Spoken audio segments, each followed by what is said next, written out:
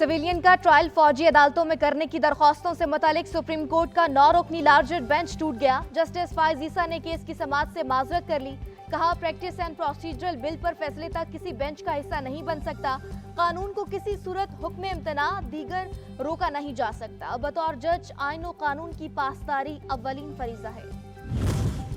वजीर आजम शहबाज शरीफ की फ्रांस में MD IMF से मुलाकात, कर्ज प्रोग्राम पर तबादला ख्याल, मौशी तरक्की और इस्तेहकाम के इक़दामात पर ब्रीफिंग दी।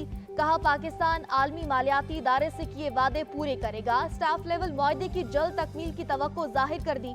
वजीर आजम सऊदी वली अहद से भी मिली, दो तरफा ताल्लुकात के फरोग पर इत्तेफाक किया। पनामा स्कैंडल में कंपनियों का इंकशाफ, PIA ने चौधरी परवेज इलाही और मोनिस इलाही के खिलाफ शवाहिद जमा करके मुकदमा दर्ज कर लिया। गिरफ्तारी मुतवक्की। मुल्जिमान पर मनी लॉन्ड्रिंग, फ्रॉड और करप्शन दफात के तहत केस रजिस्टर किया गया।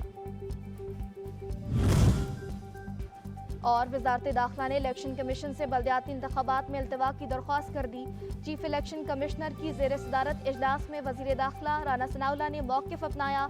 बल्दियाती इंतखाबात आम इंतखाबात से कुछ रोज़ कबल कराने से पेचीदगी होगी।